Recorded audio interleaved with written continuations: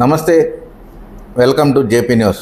TDP స్థాపించినప్పటి నుంచి ఆ పార్టీని నమ్ముకుని అదే పార్టీతో ప్రయాణం చేస్తూ ముందుకు సాగిపోతున్న వెంకటగిరిలో రాజకీయ నాయకుడు వివరాలు అడిగి తెలుసుకుంటాం. నమస్తే అన్నగారు. నమస్కారం. బాగున్నారా? బాగున్నాను. ముందుగా మీకు, మీ జేపీ న్యూస్కి, మీ సిబ్బందికి, ప్రేక్షకులకి నమస్కారాలు. నమస్కారం అన్న. సిసి నాయుడు గారు అనే పేరు ఒకటి, సిసి నాయుడు అనేది ఉంది. అసలు సిసి నాయుడు అని ఎందుకు పిలుస్తారు మిమ్మల్ని? దాని అబ్జర్వేషన్ ఏంది? అసలు పూర్తి పేరు? నా పేరు చెన్నమనేని చంద్రశేఖర్ నాయుడు. చెన్నమనేని చంద్రశేఖర్ నాయుడు. చంద్రశేఖర్ నాయుడు. అయితే కాలేజీలోకి ప్రవేశించిన తర్వాత ఆ చంద్రశేఖర్ నాయుడు కాస్త కాలేజీ ఎలక్షన్లో సిసి నాయుడుగా మిత్రులు అంతా పిలుచుకోవటం, అలా ఆ పేరు వచ్చింది. సిసి నాయుడుగా పేరు నాయుడుగా వచ్చింది. అదే ఆ తర్వాత పెద్ద ఆయన అన్న నందమూరి తారక రామారావు గారికి వెళ్ళిన తర్వాత ఆయన దగ్గర ఉన్న సుమారు 2 సంవత్సరాల దాకా ఆయన దగ్గరే ఉన్నాను. ఆ నాయుడు తీసేసి ఆయన సిసి అని పిలిచే ఇది పెట్టారు. దాంతో నాకు తెలిసి అప్పటి నుంచి నాకు సన్నిహితంగా ఉండే రాజకీయ నాయకులు కానీ, నా మిత్రులు కానీ, ఎమ్మెల్యేలు కానీ, మంత్రులు కానీ, ఇప్పుడు కూడా నాకు మంత్రులు పోతే కొంతమంది ఏం సిసి అంటారు. అంటే నాకు అదొక ఆనందం, తృప్తి. అవునులే. అది పెద్ద ఆయన నోటకుండా సిసి అని మాట బయట వచ్చింది. ఇంకా అప్పటి నుంచి కంటిన్యూ. ఎక్కువ మంది పత్రికా విలేకరులు అయితేనేమి కొంతమంది సిసి నాయుడు అంటారే కానీ నాకు తెలిసి బాగా క్లోజ్గా ఉన్న వాళ్ళంతా సిసి అంటారు.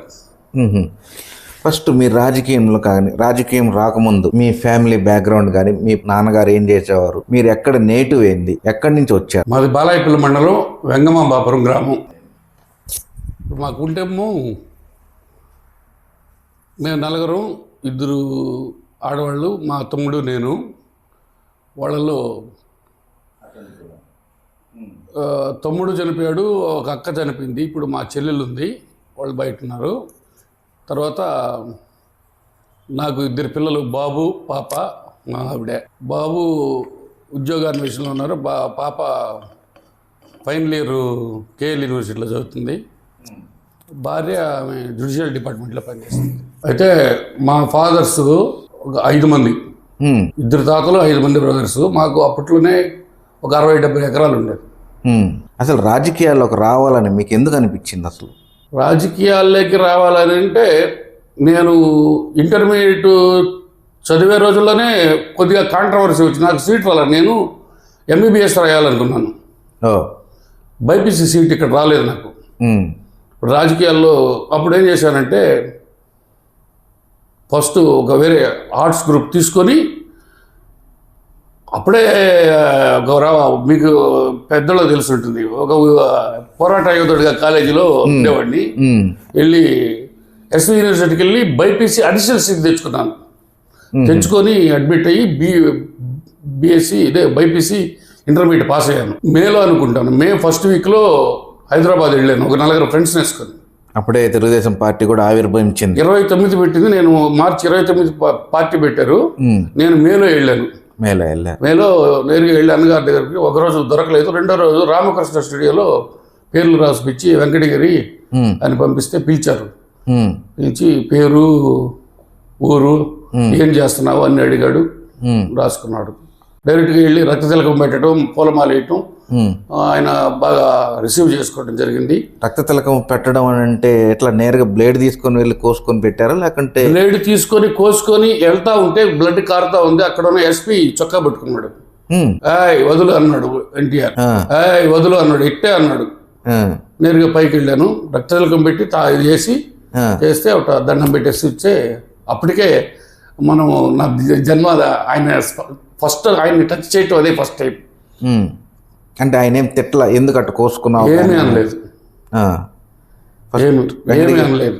వెంకటగిరిలో మొట్టమొదటిగా రక్తతిలకం దిద్దింది మీరే. నాకు అంతకుముందు ఎలక్షన్ క్యాంపెయిన్కి వచ్చినప్పుడు గిరిజా కుమార్ గారు పెట్టున్నారు. లాయర్ గిరిజా కుమార్ గారు కాలేజీలో రాజకీయం చేస్తూ విద్యార్థి నాయకుడిగా ఎప్పుడైతే కాలేజీలో ఒక వింగ్ను తయారు చేశానో అప్పుడు నేను రామారావు గారిని కలిసి వచ్చిన వెంటనే మా మామగారి సైకిల్ ఒకటి ఉంటే తీసుకెళ్ళి మా ఊర్లో పోలు కట్టాను. పోలుకు కట్టి జెండా కట్టేశారు నైట్ పిల్లకాయలు పెట్టుకొని కాలేజీలో. సరే అది ఆ జెండాని ఇప్పుడు వదల్లా. ఆ రోజు జెండా పట్టుకున్నది కూడా ఆ రోజు కట్టిన జెండా ఈ రోజు వదల అదే జెండా కింద పయనిస్తూ ఉన్నా. దాదాపు ఇప్పటికి ఎన్ని సంవత్సరాలు అయింది మీరు? 82. సుమారు ఇప్పుడు నా వయసు 58 సంవత్సరాలు, పార్టీలో నా వయసు 42 సంవత్సరాలు. 42 సంవత్సరాలు అంటే 16వ సంవత్సరం నుంచే నేను పార్టీలో ఉన్నా. నాకు ఒక ఎలక్షన్కి ఓటు కూడా లేదు, అయినా కూడా రాజకీయం చేశాను. పెద్దలు స్వర్గీయ రావి వెంకటేశ్వర చౌదరి, సత్యనారాయణ జట్టి, బీరం కోటేశ్వరరావు, మాటుముడుగు వెంకటరెడ్డి, ఇలాంటి వాళ్ళందరూ పెద్ద పెద్ద వాళ్ళతో నేను యూత్ నా దగ్గర జనాలు ఉన్నారు కాబట్టి పిల్లలు నన్ను ఎక్కడికైనా తీసుకెళ్లేవారు. వసంత నాగేశ్వరరావు, ఆ రోజు వసంత నాగేశ్వరరావు హోంమంత్రిగా వస్తే ఆ రోజు చేశాను. తర్వాత కాలక్రమేణా కర్షక బాబు గారితో పరిచయాలు ఉన్నాయి. ఆ పరిచయాల కారణంగా అంటే మీరు అప్పటికే సీనియర్ ఎన్టీ రామారావు గారితో పరిచయం ఉండేటప్పుడు చంద్రబాబు నాయుడు గారు మిమ్మల్ని చూసే ఉంటారు అనుకుంటాను. నా యాక్టివిటీస్, తెలుగు విద్యార్థి నాయకుడిగా యాక్టివిటీస్ ఉన్నాయి, అవి చూస్తున్నారు. తర్వాత చంద్రబాబు నాయుడు కర్షక పరిషత్ చైర్మన్ అయ్యాడు. చైర్మన్ అయినప్పుడు 2 మాటలు కలిశాను. మా ఊర్లో మా మండలంలో ఆయన పొలాలు ఉంటే అలా కలిశాను. కలుస్తూ ఉంటే నేను అప్పుడు జిల్లా తెలుగు యువత అధ్యక్షుడిగా ప్రమోషన్ ఇచ్చారు నాకు. తెలుగు విద్యార్థి 85 నుంచి 87 దాకా చేస్తే 87లో జిల్లా తెలుగు యువత అధ్యక్షుడి పదవి ఇచ్చారు జిల్లాకి. ఎంత అనుభవం గల రాజకీయాల పరిస్థితుల్లో మీరు అప్పటి నుంచి ఇప్పటిదాకా ఎత్తుకున్నా కూడా మీకు ఎన్ని పదవులు వచ్చుంటాయి, ఆశించుంటారు? ఫస్ట్ ఎన్టీ రామారావు దగ్గర ట్రైనింగ్లో ఉండగానే ఉమ్మడి ఆంధ్రప్రదేశ్లో ఏపీ రిపబ్లిక్ ఫోర్జ్ కంపెనీ అని ఒకటి ఉంది, ఆల్విన్ కంపెనీ టైపు పెద్ద కంపెనీ. ఆ రిపబ్లిక్ ఫండ్స్ కంపెనీ డైరెక్టర్లో రెడ్డి సత్యనారాయణ గారని ఎమ్మెల్యే.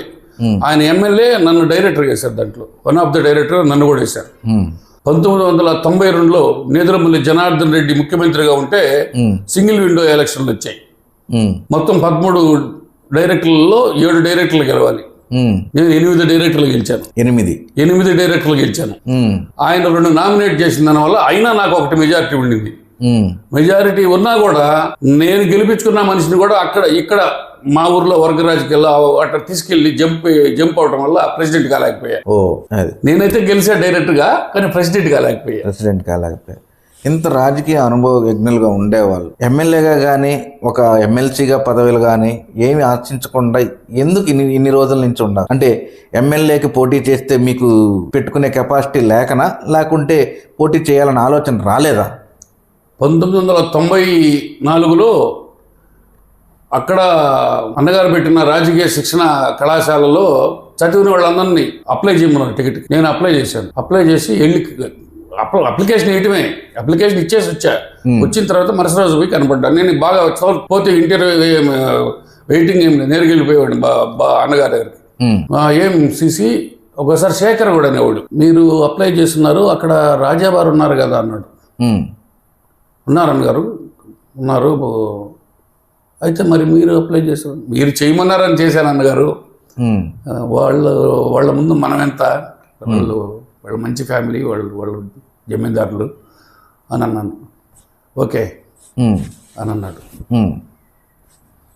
సరే బయట వచ్చేసా. అంటే వాళ్ళిద్దరికి సత్సంబంధాలు బాగుండేటివి? రాజా గారు చాలా బాగుండేటి. రామారావు గారికి రాజాస్ ఫ్యామిలీలో వాళ్ళ కొడుకులు పోయినా, రాజావారు పోయినా కూడా రామారావు గారు పోయినప్పుడు లేసేవాడు, ఆయన ఎంటర్ అయినప్పుడు లేసేవాడు, మళ్ళీ లేచి తిరిగి వెళ్ళేటప్పుడు కూడా లేసేవాడు. అదేవిధంగా చంద్రబాబు నాయుడు కూడా వాళ్ళకి అంత గౌరవం ఇచ్చాడు రాజాలకి. అంటే ఈ మధ్య కాలంలో ఎందుకు తగ్గిందంటారు వీళ్ళందరికీ? ఎవరందరికీ? ఈ రాజాస్కి, చంద్రబాబు నాయుడు గారికి మళ్ళీ పార్టీ మారారు కదా, ఈ పార్టీ మారాడు అంత అవకాశాలు ఎందుకు, సంబంధాలు మారిపోయినాయి? అది బహుశా మీరు కూడా చూసుంటారు. పార్టీ మారతారనే సమాచారంతో వచ్చినప్పుడే మేము వాళ్ళకి ముఖ్య అనుచరులుగా ఉన్న వాళ్ళలో నేను ఒకటి. అప్పట్లో నేను ఒక 100 మందిని తీసుకుని వెళ్ళాను. అంతా వాళ్ళ అభిమానుల్ని, పార్టీ అభిమానులు ప్లస్ రాజాగారి అభిమానులు అందరం కలిసిపోయి వెళ్ళి కట్టడి చేసేదానికి ప్రయత్నం చేశాం. మా వాళ్ళ అయినా పెద్దవాళ్ళకి మనం ఎదురు చెప్పలేక మన ప్రయాణం మంది, మన జెండా మంది, మన సైకిల్ మంది. ఎవరు బీఫామ్ ఇస్తే వాళ్ళకి పని చేయటం.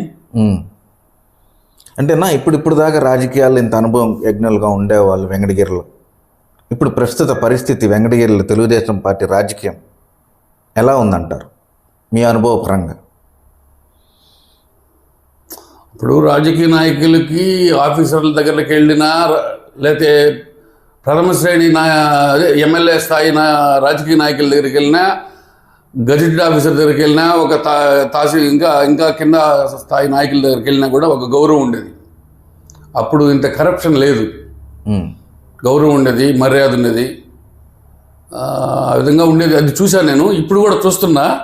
కానీ కాలానుగుణంగా మనం కూడా మారకపోతే ఇప్పటికే ఇంకా వెనకబడిపోతామని. అంటే ఇప్పుడు ప్రస్తుతం వెంకటగిరిలో టీడీపీ పరిస్థితి బాగుందంటారు, బాగలేదంటారు? నన్ను అడిగితే అది దానికి మీరు చెప్పాలి సమాధానం. మా దగ్గర ఉండే సమాధానం ఎట్లాగా ఉంటుంది, మా దగ్గర సమాధానం ఎట్లాగా ఉండేది ఉంది మా దగ్గర. మీరు ఇంత మోస్ట్ సీనియర్గా ఉండే వాళ్ళు, మీ కింద తర్వాత వచ్చిన వీళ్ళంతా వచ్చిన వాళ్ళు ఎట్లా ఉంది నాదొక policy brother. First Nallapareddy Chandrasekhar రెడ్డికి పనిచేశా, తర్వాత సాయి కృష్ణ యాచంద్రకి పనిచేశా, సాయి కృష్ణ యాచంద్ర గారి దగ్గర పనిచేశా, బాగా చనువుగా దగ్గరగా ఉన్నా. తర్వాత ఒక్క శారద వచ్చినప్పుడు మాత్రం బహిర్గతంగా తిరుగుబాటు చేశా. నాకంటూ ఒక క్యాడర్ని వేసుకుని ఆమె చేసే అవినీతి బయటపెట్టి ఆమెను ఇన్ఛార్జిని తప్పించేదాకా పోరాడి, మహానాడులోనే బహిర్గంగా ఆమె మీద పాంప్లెట్ లేపించి, చంద్రబాబు నాయుడు కూడా తిట్టాడు నన్ను ఇక్కడ ఈ పని చేసేదని. అయినా పట్టు వదలని విక్రమార్కుడుగా అవినీతిని ఆధారాలతో సహా నిరూపించి బాబు గారి దగ్గర ఇన్ఛార్జిగా తప్పించా. ఇన్ఛార్జిగా తప్పించిన తర్వాత ఒక సమన్వయ కమిటీ ఒకటి వేశారు ఆ రోజుల్లో. చిలుకూరి శంకర్ రెడ్డి కన్వీనర్గా కొంతమంది మెంబర్లుగా పెట్టి వేశారు. ఆ తర్వాత మళ్ళీ అంతకుముందే పెదరాజా గారు ఉన్నప్పుడే నాకు మార్కెట్ కమిటీ చైర్మన్ ఇచ్చారు. మహానుభావుడు. నేను వెళితే ఏమీ అడ్డాన్ని చెప్పేవాడు కాదు, నేను ఏమీ ఆశించేవాడిని కాదు.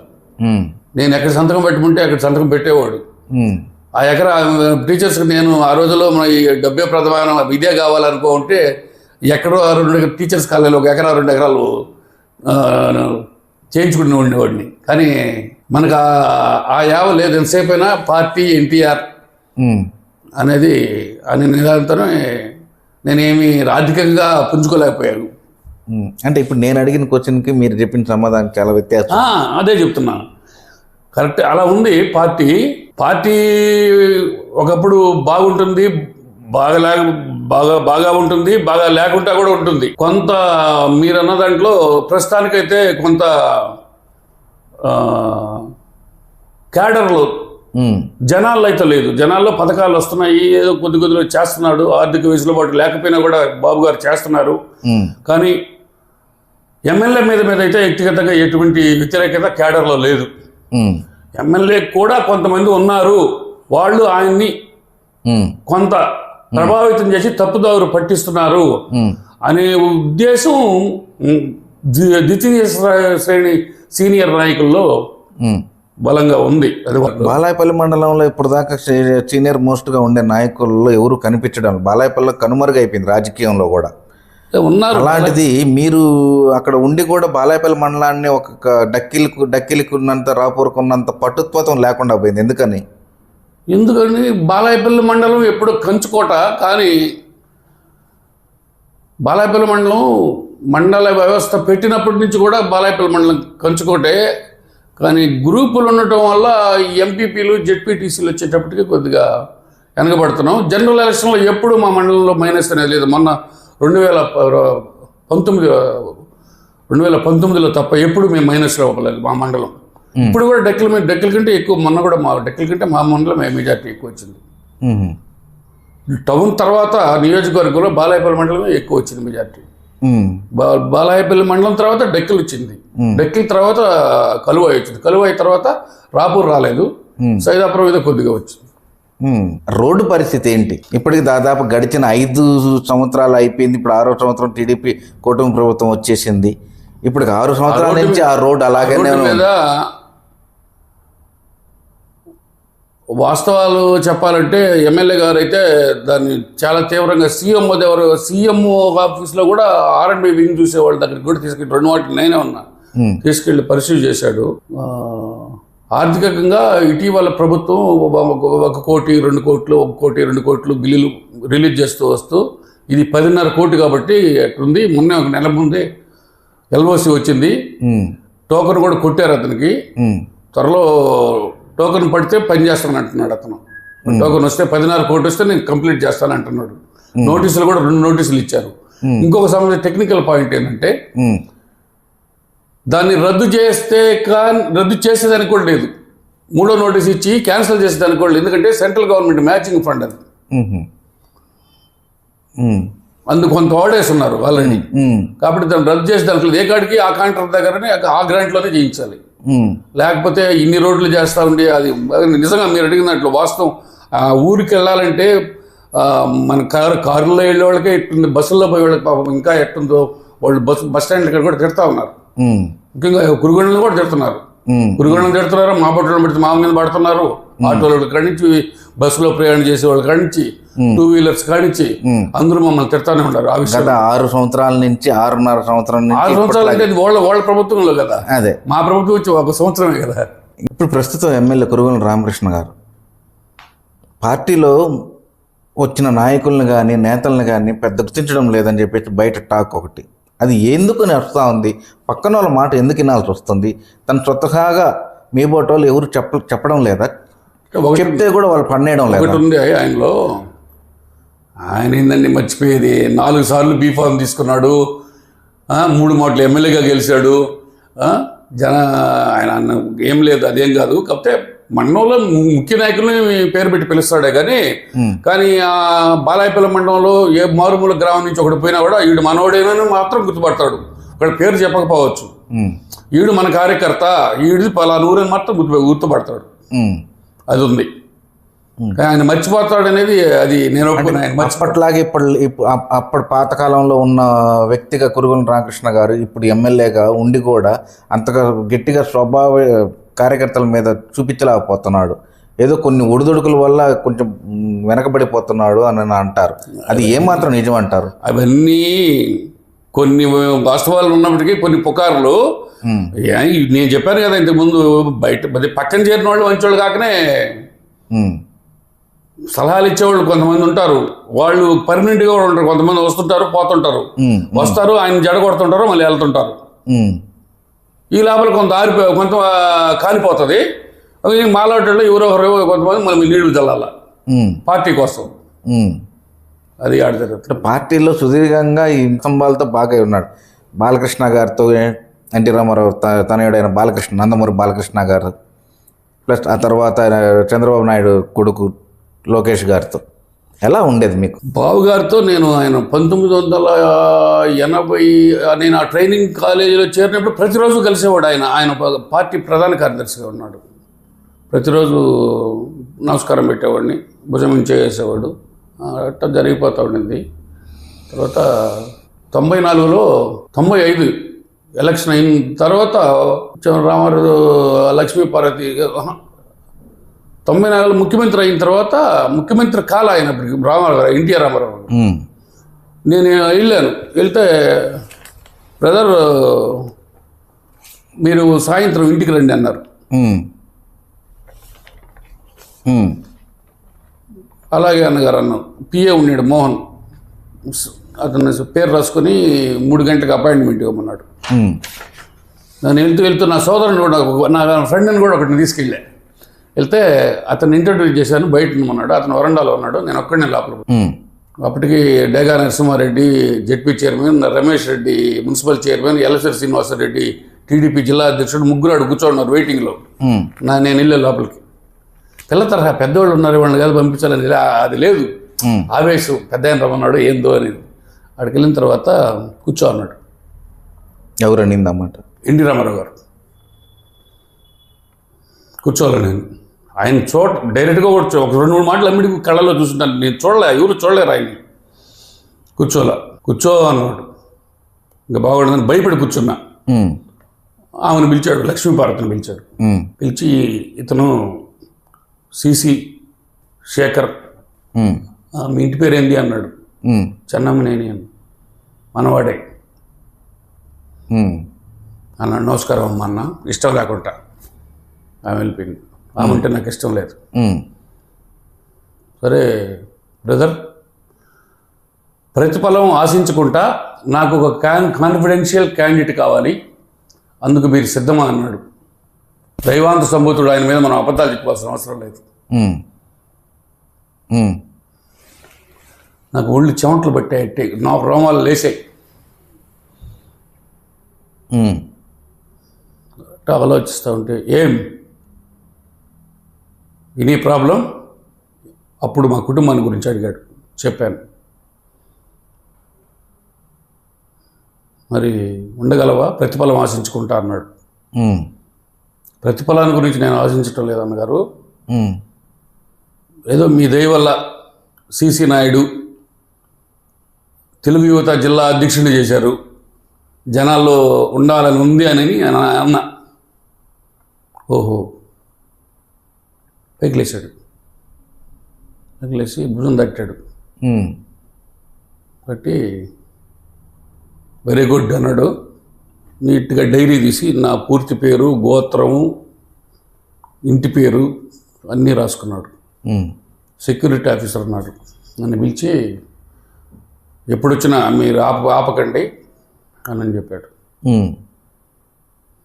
తర్వాత ఒక 6-7 నెలలకి రాజా గారు నా కోసం స్టేట్ చైర్మన్ తీసేయాలని తిరిగి చెప్పారు. నోటు కూడా అప్రూవల్ అయింది అని లక్ష్మీపార్వతి వల్ల నెల్లూరు జిల్లాలో బలమైన సామాజిక వర్గం వల్ల ఆ రోజు నేను స్టేట్ చైర్మన్ అయిపోయింది. తర్వాత మధ్యలో జడ్చర్ల ఎమ్మెల్యే చనిపోతే నక్సలైట్ కాల్చి గ్యాప్ వచ్చింది. గ్యాప్ వల్ల వీళ్ళు లక్ష్మీపార్వతి ద్వారా తొక్కేశారు ఆ ఫైల్, నన్ను పెట్టనీకుంటా. తర్వాత పెద్ద ఆయనకి బాబు గారికి మీకు తెలిసిందే కదా ఆ విషయం, ఆగస్టు సంక్షోభం. తర్వాత నేను రాజా గారిని మీరు రండి బాబు గారి దగ్గరికి పోవాల్సిందేను, వాళ్ళ కుటుంబం నందమూరి కుటుంబం అంతా బాబు గారు వెంట ఉంది, మనం వెళ్ళాలని. వీళ్ళు ఫస్ట్ మేము రామన్నారు. బాలకృష్ణ గారు ఫోన్ చేశారు పెద్దరాజా గారికి, డైరెక్టర్ కుమారరాజా గారికి. కుమారరాజా గారు మాట్లాడి వాళ్ళ నాన్నకి ఇస్తే అప్పుడు నాకు ఫోన్ చేశారు. నాకు ల్యాండ్ లైన్ ఎంగమాపురంలో ఉన్నా, బయలుదేరరా హైదరాబాద్ వాళ్ళు. ఆయన ఫ్లైట్ ఎక్కాడు, నేను ట్రైన్ ఎక్కాను, వెళ్ళాం వైస్రాయ్ హోటల్. వరగల రామచంద్రారెడ్డి, కుమారరాజా గారు, నేను నలుగురు ఫియట్ కారు లోపలికి వెళ్తా ఉన్నాను. ఒక ఎమ్మెల్యేతో కూడా ఒక అసిస్టెంట్, ఒక పర్సన్ ఉండాలి. వరగల రామచంద్రారెడ్డి దింపలేడు, పెద్ద ఆయన కొడుకుని దింపలేడు. నేను దిగుతాను, మీరు పోండి అన్న. ఆ ట్విస్ట్ ఏంటంటే వాళ్ళిద్దరిని దించేశాడు పెద్దరాజా గారు, నన్ను తీసుకెళ్ళాడు. నాకు ఇతను కావాలి అన్నాడు. నేరుగా ఎండి రూమ్లోకి తీసుకెళ్ళా. ఎండి రూమ్లో బాబు గారు కూర్చోన్నారు. నేరుగా ముందుగా వెళ్ళి పెద్దరాజా గారు వస్తున్నారన్నా, థ్యాంక్స్ అమ్మా అని నా భుజం నుంచి చేశాడు బాబు గారు. పెద్ద ఆయన కూర్చొని పెట్టి మాట్లాడాడు. బాబు రూమ్ అలాట్ చేశారు, జరిగిపోయింది. అలాంటి రోజులు. 2019లో తెలుగుదేశం పార్టీ ఓడిపోవడానికి అసలు కారణాలేంది? వైసీపీ అంత పుంజుకోవడంలో కారణాలేంది? తెలుగుదేశం పార్టీ అంత తగ్గిపోవడంలో నంబర్ 1 ఒక్క ఛాన్స్ అనేది.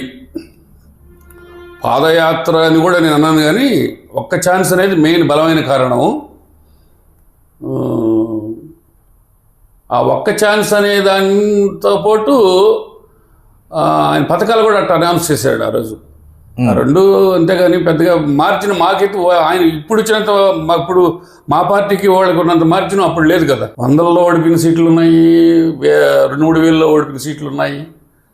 అంతేగాని ఒకసారి చూసేశారు కదా, ఇంకా చూడరు ఆయన్ని. ఇప్పుడు 2024 ఎలక్షన్లో టీడీపీ పుంజుకొని బయట వచ్చింది. 2029లో వస్తుంది అంటారా? అసలు వైఎస్ఆర్ కాంగ్రెస్ పార్టీ ఉంటే కదండి మళ్ళీ మనం ఈ క్వశ్చన్ ఉత్పన్నం. మరి ధీమాగా చెప్తున్నారు కదా, ఈసారి వైనాట్ 175 కాకపోయినా మేము ఈసారి ప్రభుత్వంలోకి వచ్చేది మేమే అని చెప్పానని. నేను ఒకటే అంటున్నా, అలా అనేవాళ్ళకి నేను ఒకటే సమాధానం చెప్తున్నా. పార్టీ కనుమరుగైనప్పుడు ఏముంది? జగన్ గారు ఎమ్మెల్యేగా కంటెస్ట్ చేసేదానికి అనర్హుడు కాబోతున్నాడు ఒక 1-2 సంవత్సరాల లోపల. అలాంటి కేసులు ఉన్నాయి అతని మీద. మనం ఎందుకు ఎవరు 2 సంవత్సరాలు కన్వెక్షన్ పెడితే మరో 6 సంవత్సరాలు పోటీ చేసేదానికి అర్హత ఉండదు. ఆయనే పోటీ చేయనప్పుడు ఇంకా ఆ పార్టీ ఆడుంటుంది. ఆయన పోయి జైల్లో ఉంటే ఏడేమైనా వీళ్ళు జెండాలు ఎత్తుకుని పోయాల్సిందే. ఆయన ఉంటేనే అంటుంది మాత్రము. ఆయన కాకపోయినా ఆయన పక్కన ఉండి నడిపించే వాళ్ళు ఉంటారు కదా. ఏం ఈసారి అలాంటిది ఏమి ఉండదు. అసలు ఫైట్ కూడా ఇవ్వలేరు. ఏదైనా కొద్దో గొప్పలో పుంజుకొని ఏదైనా కాంగ్రెస్ పూజ వస్తే ఫైట్ ఇవ్వాల్సిందే. కానీ మేము అసలు వైఎస్ఆర్ ఇప్పుడు వాళ్ళు ఏదో పని కట్టుకొని ఏదో మా మీద మా పార్టీ మీద ఏదో పిచ్చి పిచ్చి చేష్టాలు చేస్తా కొత్తగా ఒకటి ఒక పథకం ఎత్తుకున్నాడు. ఆడపోయినా కాయలు నలిపెట్టు, ఆడకపోతే మాచర్లో పోతే తలకాయ ఎక్కిచ్చేసినాడు, ఆ గుంటూరు ఆటకు పోతే మిరపకాయలు ఎక్కిచ్చేసినాడు.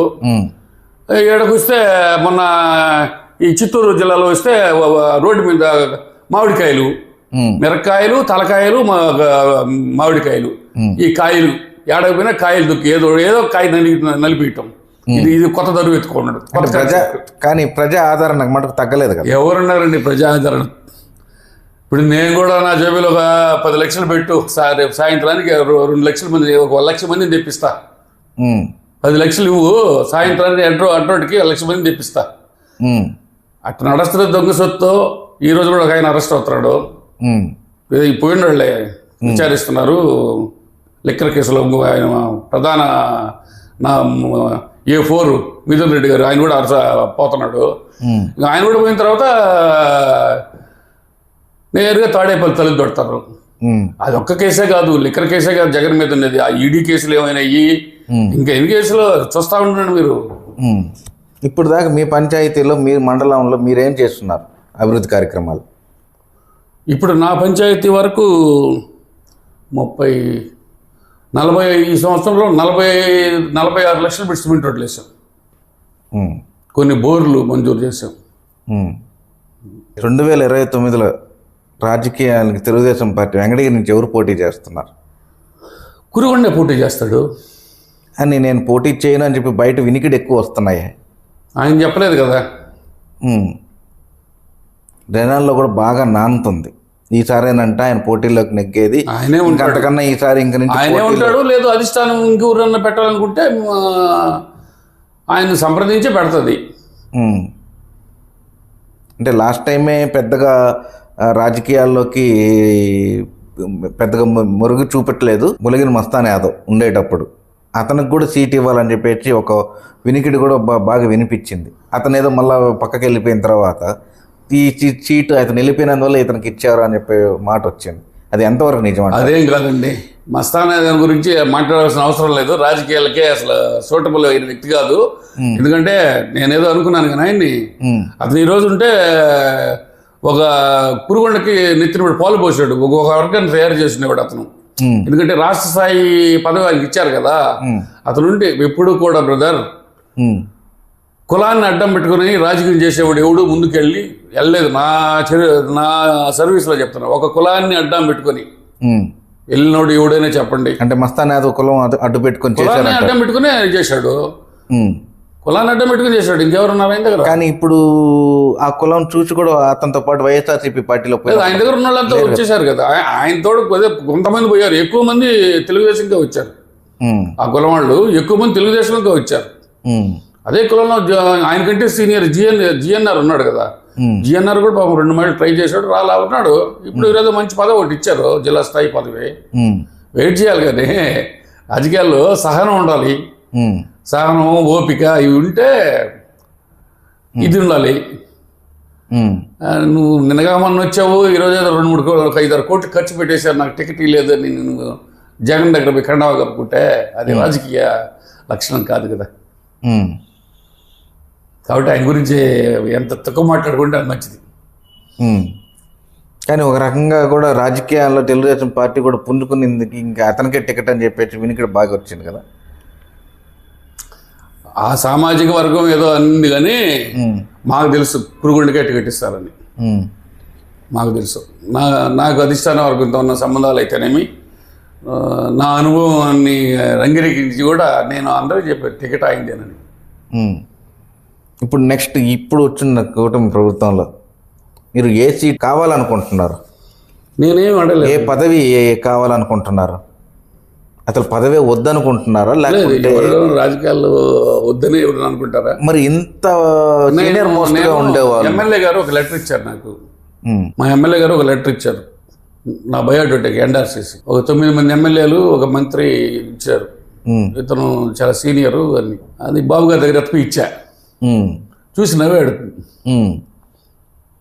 నవ్వాడు. అంటే నువ్వు కూడా తెచ్చావా అని. అంటే నా చరిత్ర ఆయన తెలియకుంటుంటే కదా నేను వీళ్ళందరి దగ్గర లెటర్లు తీసుకోవాలా. ఏదో నవ్వాడు. తీసి ఫైల్ ఇచ్చారు. తర్వాత మళ్ళీ ఒకసారి పోయి నమస్కారం పెట్టా. వాళ్ళు ఏ క్రైటీరియా తీసుకుంటున్నారో సామాజిక సమీకరణాలు ఉంటాయి, అన్నీ ఉంటాయి కదా. మీకు కూడా రాత లేదంటారా? లేదని ఎందుకోవాలి, ఆశిద్దాం. ఏదో నేను ఫలానా ఇవ్వాలి ఫలాంది అని నేను అడగల. నేను మార్కెట్ కమిటీ కావాలనో జిల్లా స్థాయి పదవి కావాలనో అదేనేమి అడగలేదు. ఏదైనా ఒక రాష్ట్ర స్థాయిలో మీకు తోచింది ఇవ్వండి అని నేను అడిగి ఒక మాట నోటితో చెప్పా. అది కూడా బయోడేటాలో పెట్టలేదు. ఆయన అంటే ఈ మధ్య ఒకసారి ఎస్టీ సెయింట్ ఫ్రాన్సిస్ స్కూల్ దగ్గర ధర్నా చేశారు. వైటీపీ నాయకులు అందరూ ధర్నా చేస్తూ ఉన్నారు. అవును, చేసుకుంటూ వస్తా ఉంటే ఎందుకు మీరు మధ్యలో వెళ్ళి కలగ చేసుకొని ఎట్లా చేస్తారని ఒక దబాయింపు ఎదిరిచ్చాడు, ఆపారు మీరు. ఏంది అసలు కారణం ఏంది? ఆపాను ఎందుకంటే నేను మా ఊరికి వెళ్తున్నాను వెంగమాంపురం కారులో. క్రాస్ రోడ్ దగ్గర ఒక 7-8 నిమిషాలు 10 నిమిషాలు ట్రాఫిక్ జామ్ అయింది. వెనకాల వరుసగా లారీలు కార్లు ఉన్నాయి. నా కారు కూడా అందులో ఇరుక్కుపోయింది. కానిస్టేబుల్ని పిలిచి ఏంది బాబు ఆడ ఆయన అరుస్తున్నారు అని అన్నాడు. సార్ రామ్ కుమార్ రెడ్డి ఆధ్వర్యంలో ర్యాలీ చేస్తున్నారు అన్నాడు. సిఐ గారికి ఫోన్ చేశా. సార్ వీళ్ళు 500-600 మంది పెట్టుకొని కార్లు పెట్టుకొని ర్యాలీ చేస్తున్నారు, పర్మిషన్ తీసుకున్నారా మీ దగ్గర అని అడిగాను. ఇవ్వలేదండి అన్నాడు. సరే ఓకే. కారు రాంగ్ రూట్లో వెళ్ళి ఎన్టీఆర్ కాలనీ మీద మనకు దోవలు తెలుసు కదా, ఎన్టీఆర్ కాలనీ తీసుకొచ్చి సెయింట్ ఫ్రాన్సిస్ కాడ యూటర్న్ దగ్గర కారు అడ్డం పెట్టేశాడు. అది నేను కావాలని పోయింది కాదు. కావాలని పోయింటే నేను క్రాస్ రోడ్లో పిలిస్తే 10 మంది వస్తారు నాకు. పోయి కారు అడ్డం పెట్టేశారు. పోలీసులు వచ్చి ఎందుకు పెడుతున్నావు అన్నాడు. మీరు అసలు ఎందుకున్నారు, పర్మిషన్ లేని ర్యాలీకి మీరు సమాప్తిస్తున్నారని అడిగిన ఎస్ఐని కానిస్టేబుల్స్ అడిగారు. వాళ్ళు మీ గొడవ జరుగుతుందని వచ్చామన్నారు. పర్మిషన్ లేకుంటే గొడవ జరిగితే కేసులు పెట్టుకుంటారు, మీకు ఎందుకంటే నీ వాదిచ్చి పోయా. నేను వాళ్ళ మీద గొడవకు పోవాలని వెళ్ళలేదు. రామ్ కుమార్ రెడ్డి కొచ్చినేద్దామని పోయినా, ప్రశ్నిద్దామని పోయా. ఏ విధంగా? అసలు మా గవర్నమెంట్ వచ్చినాక ఛార్జీలే పెంచలేదు. చూసుకోమని రికార్డు డిపార్ట్మెంట్ రికార్డు తెచ్చి కూడా ప్రెస్ మీట్ పెట్టా. అతను ఆ సైకో ముఖ్యమంత్రిగా ఉన్నప్పుడే ట్రూ అప్ పేరుతో వదిలేసిపోయాడు. అది ప్రతి నెల ట్రూ అప్ ఛార్జీల కింద కొద్దిగా పెరగతా వస్తుందండి. దాన్ని చేసి రాద్ధాంతం చేసి అనుమతి లేకుండా నువ్వు మాజీ ముఖ్యమంత్రి తనయుడు అనుమతి లేకుండా లౌడ్ స్పీకర్ పెట్టి చంద్రబాబుని కోటిని తిడతా ఉంటే నేను ఎదుర్కొన్నా. ఏమవుతుంది కానీ వీళ్ళు నన్ను అడిగే ఆయన కూర్చుని అసలు చూపించండి, ప్రూవ్ చేయండి, నాకు సమాధానం చెప్పి ఎంచుకోండి అని అన్నాను. అంటే వాళ్ళు కొంతమంది నా మీద దూకారు మోకలు. ఆయన కూడా ఉన్న అనుచరులు కొంతమంది దూకారు, కొంతమంది పోలీసులు లాగేశారు. నేను కారు అయితే తీలే. వాళ్ళు పోవాల్సిన దారి కాకుండా ఎదురు దారిని వేరే దారిని పోయారు, ఆ యూటర్న్ కాడి నుంచి. దాని మీద మీడియాలో కథనాలు మీరు చూసే ఉంటారు. అది నేషనల్ స్టేట్ వైడ్ ఛానల్లో కూడా వచ్చింది. పార్టీ అధిష్టాన వర్గానికి వెళ్ళింది. పార్టీ ఆఫీస్ వాళ్ళు ఈ పార్టీ ఆఫీస్కి ఫోన్ చేసి సీసీ నాయుడుది కేసు పెట్టారు కదా, కేసు పెట్టారా, పెడితే ఎఫ్ఐఆర్ పంపించింది అన్నారు. కేసు కట్టమన్నారు. ఎమ్మెల్యే గారు కూడా పెట్టమన్నారు. A1గా ఆయన్నే పెట్టి ఫస్ట్ కారణం ఆయనే కదా, అనుమతి లేకుండా నాయకత్వం వచ్చినప్పుడు కారణం ఆయనే కదా. మా పార్టీలో కొంతమంది నాయకులు ఆయన మీద కూడా ఎందుకు పెట్టావని కూడా అన్నారు. నా బంధువు మీద కూడా పెట్టా. అందులో నా 12 మందిలో నా బంధువు కూడా ఒకడు ఉన్నాడు, అయినా పెట్టా. ముదిగారం ఏం లేదు, పార్టీని రూల్స్కి విరుద్ధం. సరే జరిగింది, ఎఫ్ఐఆర్ కట్టారు. అయిన ఈ తర్వాత హైకోర్టులో క్రాష్ చేయమని అడిగాడు. సీసీ నాయుడు పెట్టింది తప్పుడు కేసు, క్రాష్ చేయమన్నాడు. నాకు నోటీస్ పంపించింది, గవర్నమెంట్కి ఒక నోటీస్ పంపించింది. గవర్నమెంట్ లాయర్ వాయిదాలు తిరిగాడు. నేను ఇంప్లీడ్ అయ్యాను. విత్ ఎవిడెన్స్తో నేను పార్టీ తరఫున ఒక లాయర్ని పెట్టించి నేను ఇంప్లీడ్ అయ్యాను. కోర్టు డైరెక్షన్ ఇచ్చింది ఆ 12 మందిని పిలిచి విచారించి 41 నోటీసులు ఇవ్వమని. రిమాండ్ చేయొద్దు, రిమాండ్ చేసే సెక్షన్లు కాదు కాబట్టి పిలిచి విచారించి 41 నోటీసులు ఉన్నది. ఇది చెప్పి కోర్టు చెప్పి 2 నెలలు అయింది, ఇంతవరకు లేదు, ఎవరిని పిలవలేదు, నోటీసులు ఇవ్వలేదు. అంటే మా ప్రభుత్వంలో ఇంకా అధికారుల్లో కూడా అలసత్వం ఉంది. కోర్టు ఆదేశిస్తే కూడా అంటే ఇంకా వైసీపీ ప్రభుత్వం వెళ్తున్నట్టుంది. నాకు ఇప్పుడు ఉదాహరణ నేనే. దీన్ని బట్టి ఏమనుకుంటున్నారు మీరు? అంటే వ్యవస్థలో ఉండే అధికారులంతా ఓళ్లే కదా, వాళ్ళు మారలా. ఇంకా ఆ మారటానికి ఇంకా ఇప్పుడు మీరు చెప్పినట్టు 1.5 సంవత్సరం కావాల్సింది. ఇంకా కొన్ని జరగాల్సిన పాలసీ మ్యాటర్లు జరగట్లేదంటే కారణం అదే. ఈ వ్యవస్థలో, ఈ బ్యూరోక్రసీ వ్యవస్థలో ఇంకా మార్పు రాలా, వాళ్ళు నాటుకుపోయినారు. ఇప్పుడు ఇక్కడున్న ఎస్సీ బాగా, ఇక్కడున్న ఇప్పుడు ఎస్సీ అన్నాడు బాగలేకపోతే ఈ నెతపై కాళాస్త్రం లేస్తే ఆయన అట్టాడే చేస్తాడు. కాకపోతే ఆయన మారాలా. అంటే నియోజకవర్గంలో ఉండే ఎమ్మెల్యేలు దాన్ని పట్టించుకోవట్లేదు అంటారా? దాన్ని ఎందుకు చేస్తున్నారండి, అది అధిష్టానం చేస్తుంది. లోకేష్ గారి టీము అది చేస్తూ ఉన్నారు. గత ప్రభుత్వంలో ఏ విధంగా ఎవరెవరిని ఎక్కడెక్కడ ఇబ్బంది పెట్టారు, వాళ్ళు ఏమైనా అరాచకాలు చేశారని వాళ్ళకి పనిష్మెంట్లు జరుగుతూనే ఉన్నాయి. ఎక్కడెక్కడ పనిష్మెంట్ ప్లేసులు వేస్తూనే ఉన్నారు ఈ పోలీస్ వ్యవస్థలో. ఈ మధ్య రాజకీయ నాయకులు, మీ చంద్రబాబు నాయుడు సీఎం గారు ఇప్పుడు మాట్లాడిన వాక్యాల్లో కొత్తగా మారిపోయిన వాళ్ళ వ్యక్తులు మళ్ళీ పార్టీలోకి వస్తూ ఉంటే వచ్చి రాజ్యాలు ఏలాలని చెప్పి అనుకుంటుండే వాళ్ళు కొంత వ్యక్తులు చేరుతున్నారు. అలాంటి వాళ్ళని చేర్చుకొని వాళ్ళకి ఎక్కువగా ప్రాధాన్యత ఇవ్వబాకండి అని అంటున్నారు. కానీ ఇప్పుడు ప్రస్తుతం ఇక్కడ వెంకటగిరిలో కూడా కొంతమంది రాజకీయ వైఎస్ఆర్సీపీ పార్టీలో ఉండి మళ్ళీ తెలుగుదేశం పార్టీలోకి వచ్చి, మళ్ళీ ఫస్ట్ అంతకుముందు తెలుగుదేశం పార్టీలో ఉండి వైఎస్ఆర్సీపీ పార్టీలు మారుతా వస్తూ ఉంటారు, వాళ్ళకే అధికారం చేపట్టాలని చెప్పి చూస్తున్నారు. ఎస్, ఇది బాబు గారు అయితే చెప్పారు. కానీ ఇక్కడ కొన్ని జరుగుతున్నాయి మా ఆఫీసులో. ఒకరిద్దరు ఆ విధంగా వచ్చి మంతనాలు చేయటం రావటం, అనధికారికంగా సమావేశాలు పెట్టుకోపోతున్నారు. అధిష్టానం వాళ్ళు ఏమన్నారంటే, ఏదైనా అధిష్టాన వర్గానికి తెలియకుండా మీరు చేర్చుకునేదానికి లేదని ఆల్రెడీ బహిరంగంగా చెప్పాడు. ఇప్పుడు ఎవరు చేరాలన్నా, ఇంకొక ఆయన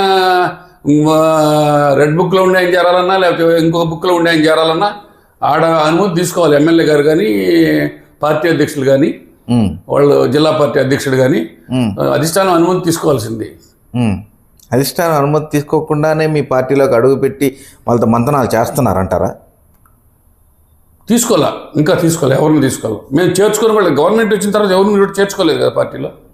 గవర్నమెంట్ ముందు బిఫోర్ నామినేషన్స్ ముందు వచ్చిన వాళ్ళే కానీ తర్వాత మేము ఎవరిని చేర్చుకోవాలి. ఒకవేళ చేర్చుకోదలిస్తే అధిష్టానం వర్గం పరిశీలనలో నిలబడితే చేర్చుకుంటాడు ఎమ్మెల్యే. రెడ్ బుక్ రాజ్యాంగం అనేది దాని మీద రామ్ కుమార్ రెడ్డి స్పందిస్తున్నారు. అదే నేను చేస్తే సమ్ డైలాగులు కూడా సినిమా సీరియల్ లాగా ఉంటుంది, మేము చేస్తే మీరు చేస్తే 3 రోజుల సినిమానే అని చెప్పిన అంటున్నారు. దీని మీద విమర్శలు ఎక్కువగా కూడా అంటున్నారు ఆయన. ఆ రెడ్ బుక్ రాజ్యాంగంపై అతని గురించి మాట్లాడడం, దానిపై మీ విమర్శలు ఏమి? ఇక్కడ రెడ్ బుక్ రాజ్యాంగం ఏమి నడుస్తుందండి? ఇక్కడ రెడ్ బుక్ రాజ్యాంగం నడిచేప్పుడైతే పర్మిషన్ లేకుండా 100 మందితో ఆయన ర్యాలీ చేసేవాడా? అది చెప్పండి. ఇక్కడ అంత సినిమా లేదు కదా మన నియోజకవర్గం కానీ, ఈ చోటు మన జిల్లాలో ఆ కల్చర్ లేదు. ఈయనేదో మాట్లాడాలి కాబట్టి ఏదో నెలకోసారి వచ్చి ఏదో కొంతమంది అనుచరులు వేసుకొని ఏదో 2 అర్చంతులు అట్ట వేసేసి వెళ్ళటమే తప్ప అతను ఎందుకండి? ఒక విషయంలో చెప్పంటారా? రామకుమార్ రెడ్డి రాజకీయ ప్రయాణం జీవితకాలం నడిచే రైలు జీవితకాలం లేటట్టు ఆయన ఎమ్మెల్యే అయ్యేది కూడా అంతే. ఆయన రాజకీయాలకు పనికిరాడని నా వ్యక్తిగత అభిప్రాయం. లేకపోతే ఒక పని, ఇప్పుడు ఎమ్మెల్యేని కొన్ని మాటలు అంటుంటాడు, అప్పుడు అతను అంటాడు, మళ్ళీ నవ్వుతాడు, మళ్ళీ జన్మదిన శుభాకాంక్షలు కూడా చెప్పాడు. మనం ఒక పాలసీ మీద ఒక పార్టీలో పెట్టుడు ఒక పద్ధతితో పోవాలి, కానీ ఆయన పొగడతాడో తిడతాడో ఆయనకి అర్థం కాదు. కాబట్టి ఆయన రాజకీయ ప్రయాణం జీవితకాలం లేటు. ఆయన ఎమ్మెల్యే సమస్య లేదు. అంతేనంటారా? అంతే.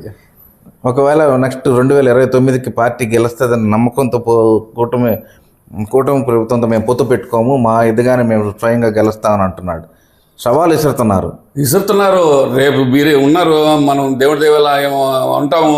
ఉంటే చూడండి 29లో ఆయన అసలు ఏ పార్టీలో ఉంటాడో చూడండి ముందు. వైఎస్ఆర్సీపీలో ఉంటాడా, ఇంకో పార్టీలో ఉంటాడా, అప్పుడు అది మీరు నోట్ చేసి పెట్టుకోండి. అంటే మీరు ఇప్పుడు దీని యూట్యూబ్ చూసి ఆయన అంత చూడని కూడా కొంతమంది పిల్ల సైకిళ్ళు మాట్లాడతారు.